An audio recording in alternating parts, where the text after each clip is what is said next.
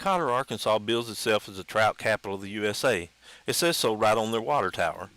Now here we're going into Cotter and we actually spent 2 days here fishing for trout. This is coming from Yellville on Highway 62. If you're coming out of Mountain Home, you would take a left-hand turn here onto 62B into Cotter. Now as we make the turn here, there's a little bit of a drive down to the bridge. We'll arrive at the bridge here and cross the White River.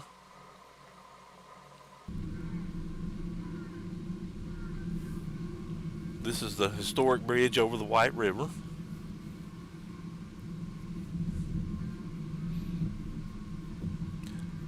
And you'll see as we get into town, there are quite a few different businesses that are dedicated to trout fishing. There's some fly fishing shops on Highway 62 and also in town, and there are some guide services that will take you out in a boat if you want to go trout fish on the river in a boat. We decided to go wade fishing, so we brought our waders and we waded out into the stream and decided to try our luck at trout fishing there. Then when you get into town, you'll come to the stop sign, you'll take a right, and this road will lead you into the walk-in fishing area.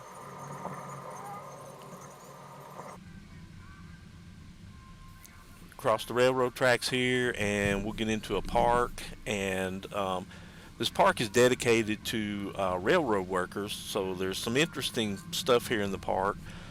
There's also, we're going to go down to the boat landing first that's right under the bridge, and if you have a river boat, you can put your river boat in here and you can go down the river and do some trout fishing.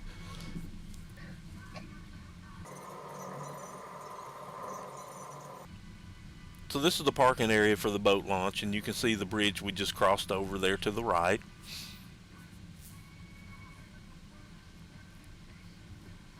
You can see there were quite a few boats out on the river this day. We saw some going by with people fishing, and this is the White River here at Cotter.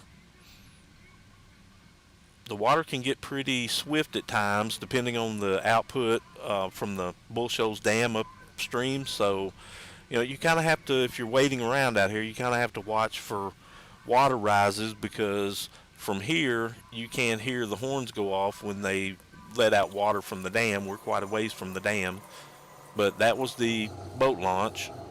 This is the park,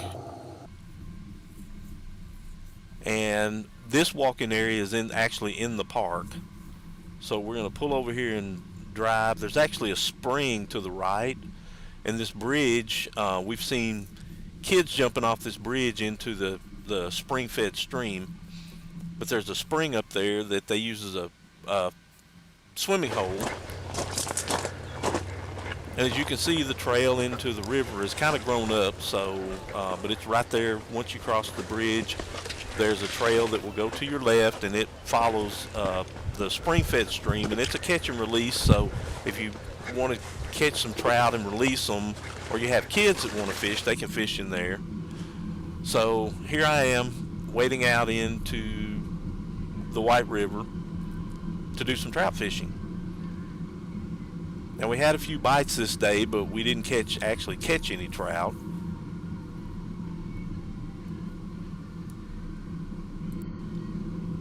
So as you can see, you just wade out into the river, and we're using, on this day, I was using power baits, so I was using 6-pound test line on a spinning reel, and I had a 4-pound test leader on there with a number 2 hook and a couple of power baits.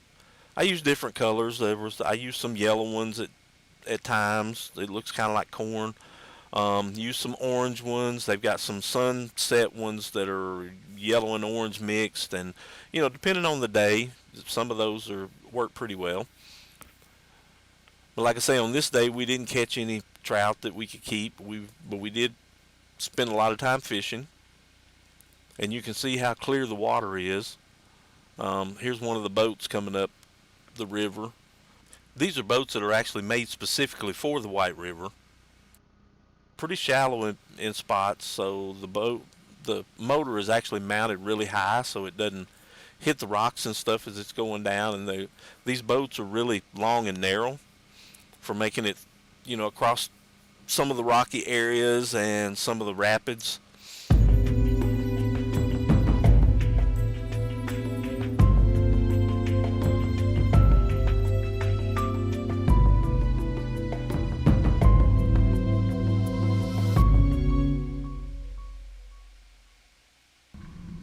Now the next day, instead of turning into that park, we continued to go straight, and we ended up at another walk-in area.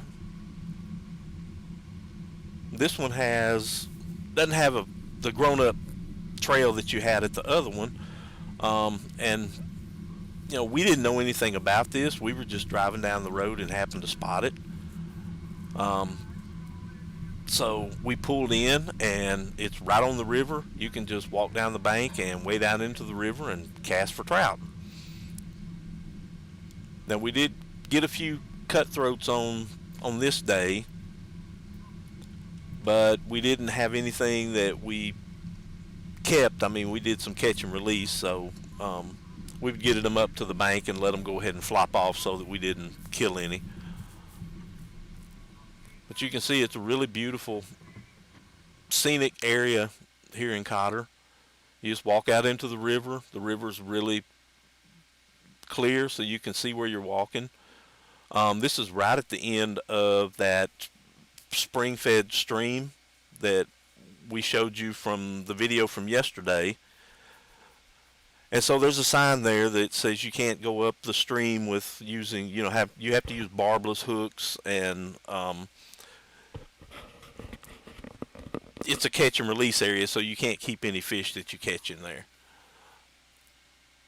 So we waded out into the stream, and like I say, we caught a few trout this day. We didn't catch a bunch, but trout are notoriously finicky. Some days they bite really good, and you'll go over there and you'll catch a limit in just a little while. Other days you'll go over there and fish for several hours and maybe have one bite.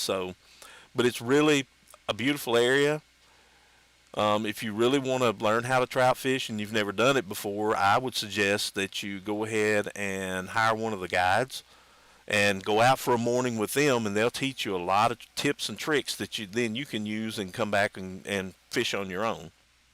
So we had a really great time fishing at Cotter, and we'd appreciate it if you would subscribe to our YouTube channel and like us on Facebook. Thanks for watching.